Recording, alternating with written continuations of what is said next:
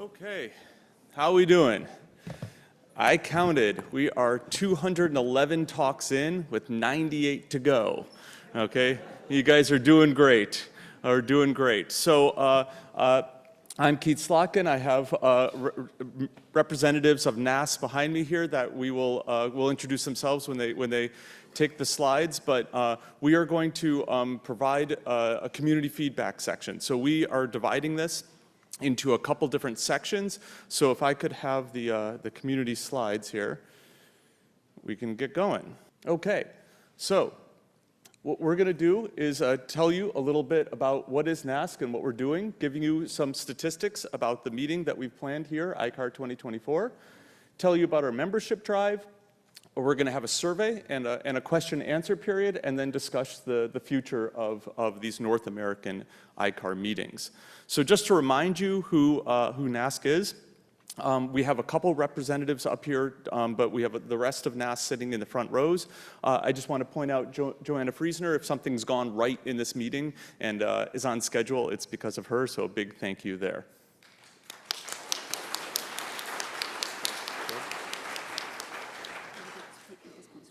Oh, and of course, thank you to the sponsors. Again, if something right has gone on, it's because of the generous contribution of these folks. Here you go. Hello, my name is Anna Stepanova. I'm at North Carolina State University, and I am an outgoing member of NAASC. So for those of you that may not know well what we do, I'll go through a few little steps to explain what our mission is. And before I do so, I also want to encourage you to serve on NAASC. NAASC are volunteers, most of us are from academic institutions, and we are elected by people like you. So we ask that you nominate yourself or nominate your colleagues and serve for a 5-year term. So the goal is for a small number of people to represent a much larger community in North America, which includes Canada, the United States, and Mexico. We plan, organize, and fundraise for North American ICARs, like the one that you're attending now. NAASC organizes ICARs every 3rd year, the ones that are held either here or in Canada, hopefully in the future in Mexico as well. We serve as a liaison between our community as well as government and nonprofit agencies. We participate in a wide variety of international and domestic efforts that involved everything that's research related, everything that's beneficial to the plant biology community, and especially, of course, we focus on Arabidopsis and its role as a basic model as well as a translational model. Again, we hope that you will consider serving on NAASC. The election will take place in the fall. You will be getting emails from Joanna. And if you're a younger investigator, not a faculty yet, we hope that you can serve as an early career scholar on this committee. So what do we do, and why we think NAASC is a useful community of 10 to 13 of us? We organize various types of events aimed at helping younger Arabidopsis biologists succeed, such as professional development, career workshops. We also tell you about how we've become what we are. Our first event in the My Plant Biology story series was featuring Jose Dineni, currently in the audience. We plan on holding more of those events in the future. We also, you hopefully visited, have an Arabidopsis community website and a Reddit group. We implemented a number of community awards, and some of them have already been awarded. Some of them you will hear about tomorrow. One of our kind of signature features is this ISP cohort, Inclusive Scholar Program cohort, where we provide mentoring and various types of professional development opportunities for young people that historically have been underrepresented in STEM.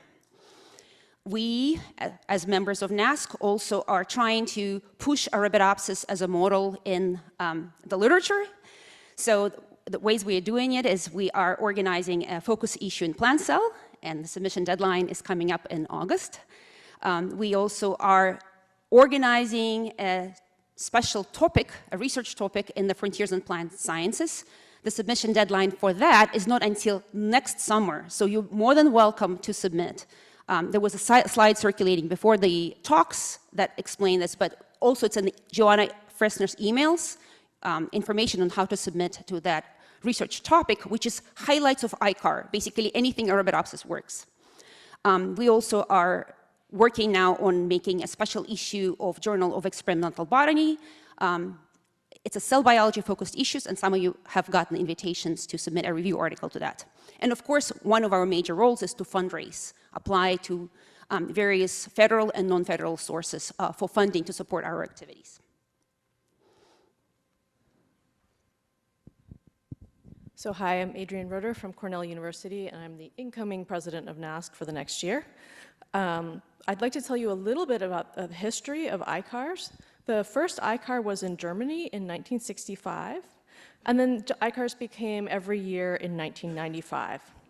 NAASC has organized the North American one, so we've organized 15 of the 28 ICARs since 1995. Our most recent organization was the ICAR2021 virtual due to the COVID pandemic. And so after the ICAR in St. Louis in 2017, we sought some community feedback and got some really interesting input.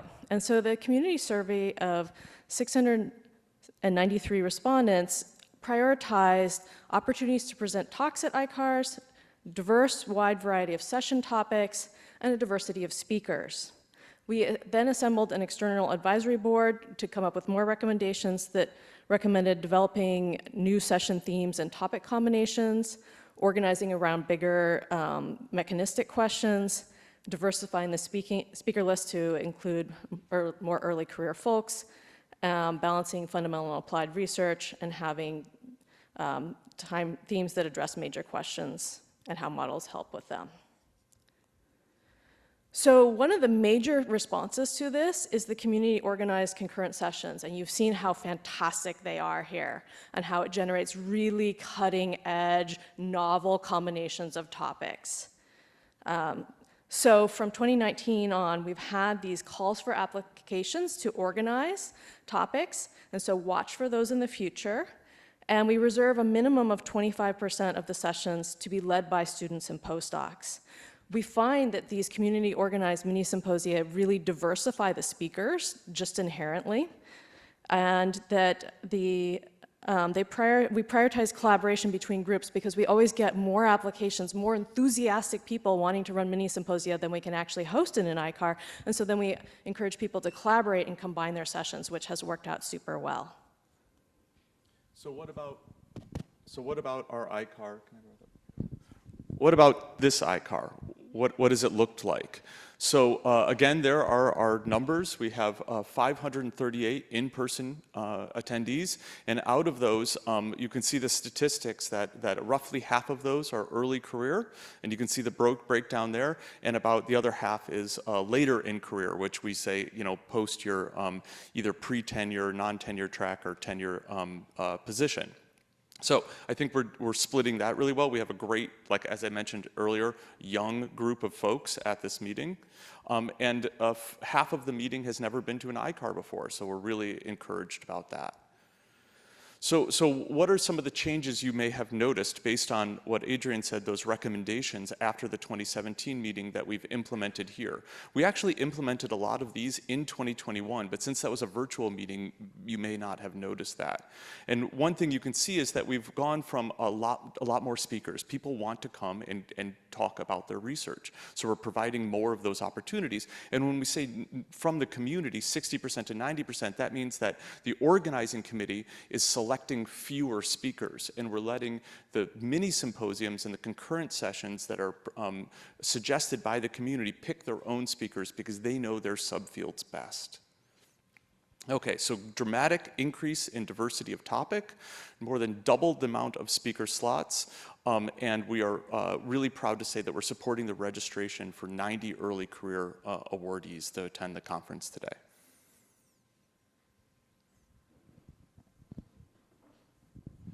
So to come to this meeting, you probably became a member of NAASC. This is something that was implemented in 2023 and was initially free. And that's one of our ways to raise funds. So in 2024, we had to charge you for this, but it provided you with a very nice discount to come to the conference.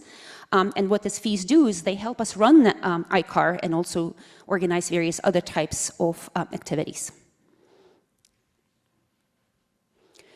So what are the benefits of becoming a NAASC member? And we hope that you would consider being a NAASC member even in non-ICAR years. First of all, you get early access to and discounts for various types of workshops and events that we organize.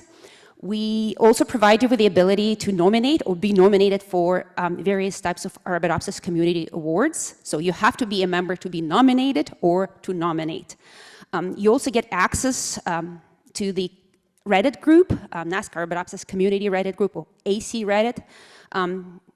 We hope to develop this into a vibrant environment where you can share your ideas, ask questions, maybe request protocols and various types of other resources. If you're in a job market or you're just searching what's out there, maybe that's the best place to look for job postings. And also if you are on a recruiting side, if you're maybe a faculty and you need a new colleague, so hopefully you will utilize this board also to use it to post about open positions. That could be at the faculty level, graduate student level, and so on. Part of your donation fee or your fee goes to our equity fund. It's meant to support minoritized students and postdocs and carry out various DEIB activities. We are also using part of that fund to bring to ICAR people from the countries and places that otherwise cannot afford it. Our mission, the mission of NAASC, the mission of the Arabidopsis community, is to support fundamental research and various types of DEIB activity, and that's where your membership money is channeled to. As a member of the Arabidopsis community, you get to contribute to community initiatives. If you have an idea for a workshop to organize, it doesn't have to be during ICAR, it can be during the year. This is your venue. And if you are an Arabidopsis community member and physically residing in North America, meaning Canada, United States, or Mexico, you also get to nominate, vote, and serve on NAASC as one of members like we are. One of the exciting initiatives that's coming from our early career scholars on NAASC is this plant methods exchange platform that they're putting together. And the idea is to really help people share protocols, and not only protocols, but tips on protocols, tricks on protocols, because sometimes you get the protocol and it's very hard to understand, so this is a good way to share your tips and tricks. And please get in touch with them. There's the QR code if you're really interested in this. This is just coming together now, and I think it's a really exciting initiative. So to give you the membership stats for this year, 2024, we have 5 lifetime members. I'm proudly one of them. We've got 409 paid members, and we have 35 fee waiver members. So if the membership fee is really a financial burden to you, you can apply for a fee waivership. I want to say please join us if you haven't already, and if you are a member, please renew next year. Terrific. Okay, so we now want to survey the community again. We want your feedback on how NAASC should be prioritizing what we do, what we should be prioritizing at these meetings. It really is, we really do what the community tells us to do. There's a QR code. It is like 6-question long survey. It's very quick. If you could please do that, we'll wait a few minutes and then discuss the results. In the meantime, while you're filling out the survey, please scan this. I'm going to invite Joanna up to do the raffle. Yes, you guys go ahead and do I'm losing my voice. It's not time to yell across the room. Yeah, so please go ahead and do these questions. Keith will be looking at responses in semi-real time as they come in, and then we'll have some Q&A. Before I do the raffle, I just wanted to do a couple little announcements. First of all, if you left your poster, they were supposed to be taken down by 9 o'clock today because they're dismantling the rooms, but there are probably 50 that were there, so I took them down and I piled them up on the East Ballroom stage. There's 3 piles. One is cloth, posters, paper posters, and then there's some that are laminated. So if you want your poster back, including 2 poster carrier devices, please, at the break that's coming up, go get your poster. Otherwise, it's going in the recycling bin. Yeah. So secondly, after lunch today, I haven't had a chance to make it, so I will. But after lunch, if you want to try to coordinate like a shared Uber or Lyft or something to the airport tomorrow, somebody asked me to set this up. So I'm going to put up a sign up. I'm not coordinating it, just FYI, please don't email me. But if you want, I'll put times up, like 8 o'clock, 8:30, whatever. You can write your name, and then you will know if there's somebody else at your same time. I will put the address that you can put into the Uber and Lyft app, which has been provided before, but I'll just do it there because then you'll know where to go. It's just right outside the front of the Price Center. So please, you're going to self-organize this if you want to try to share a lift to the airport. One announcement, last announcement before the raffle. We have a really quick turnaround today. The guys here have to flip this room into the 2 rooms. Normally they do it over lunch, which is an hour, but we've only given them a half an hour. And so what I ask is that after we're done here, if you could get up as quickly as possible and exit the room so that all the staff can come in and reset up the AV in the back and flip all the chairs, just so that we can get that going. And if when you come back for the next session in either of these rooms, there may be staff out front telling you that they're not quite done yet. And so that's why. So just bear with us as we work within the constraints that we have. Okay, so for the raffle, first I want to thank our plant cell sponsor who made these lovely bags, which if you didn't get one, I have extras. They're insulated and there's a wine sleeve on the inside or water sleeve if you don't drink wine. And so thanks to the plant cell. So for the raffle, I'm going to choose 3 names. If someone's not in the room, then I'm just going to move on.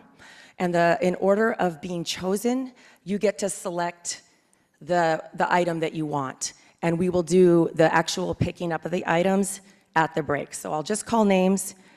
Could you stand up if you're here, just so I know that you're going to collect your item or not? Drum roll, please. And I'll just add thank you to Chris Argueso. She organized the science art show, which was fantastic. And we got about 100 raffle tickets, so I can tell there was a lot of interest in the event. Okay. Maya Mikowski, are you here? I don't think Maya's here. Okay. Hope this doesn't take too long. Maria Camila Rodriguez Gallo. I don't think that's Maria. Is Maria here? Is Maria Gallo here? Sorry? Oh. She had to be here to win. That's the rules. Okay, Andrea Mayer. Yay! Yay, our first winner. Okay. Put that in order. So. Yeah. Okay, I've got Abigail Tripka. There's a cheer. Is there a human? Okay, we're moving on. Your chances are getting better every second. Melissa Lee Gangers. Yay, number 2. Woo!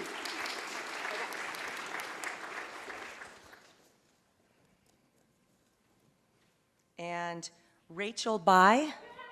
Woo! That's the first one.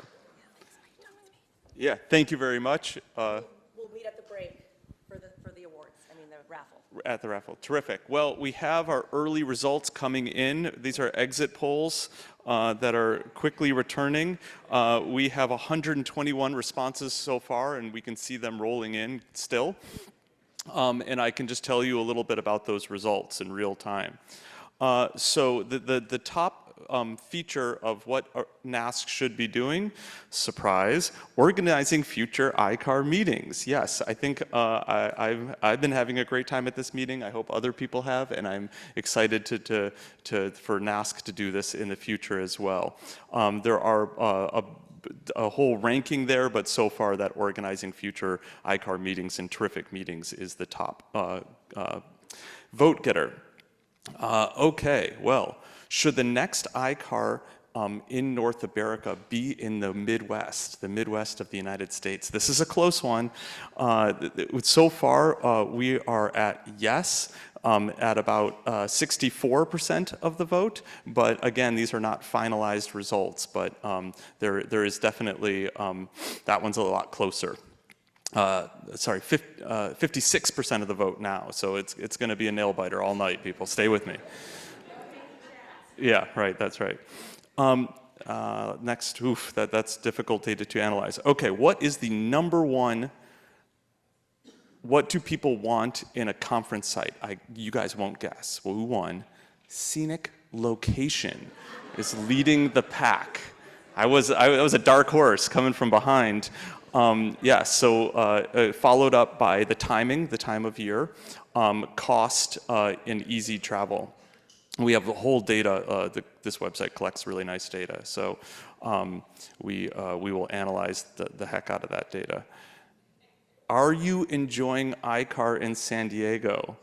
I'm reporting with a whopping 83% approval rate. And I apologize to the 1% of people that want out of here. Right. You're right. So okay. So those are the exit polls, and we'll keep up, and eventually one day at some point when they're finalized, post these on our website, the results of the community survey. Anything else, Joanna? Do we? Yeah, if you have any comments or specific comment or question to NAASC, we have 5 minutes left in our community session, so open it up the floor to the community. Yes, we've got a taker.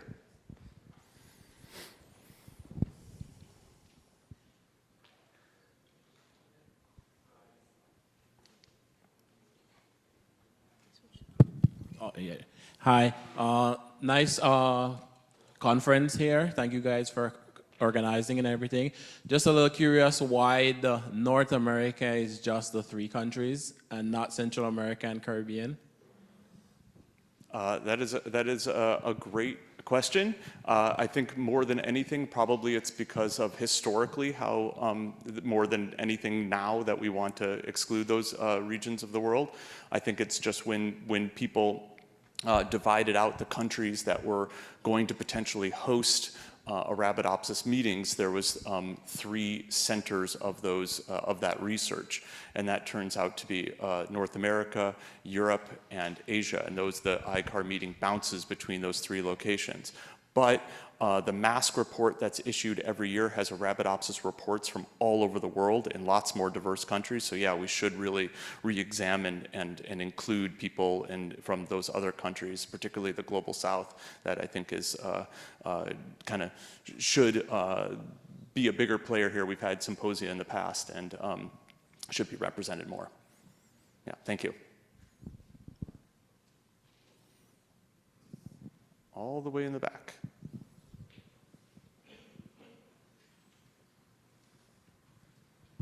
Hello. I just wanted to speak a little bit to my fellow Mexican scientists.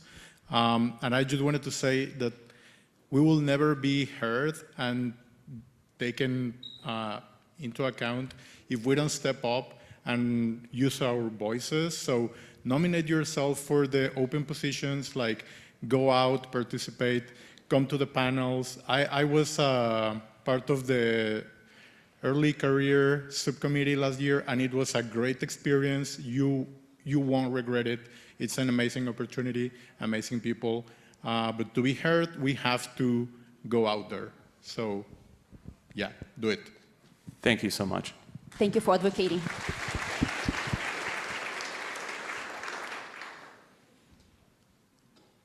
Okay, well, if there's no more questions, like Joanna said, quick exit out of this room. They got to flip over the room. Thank you so much for attending the community session.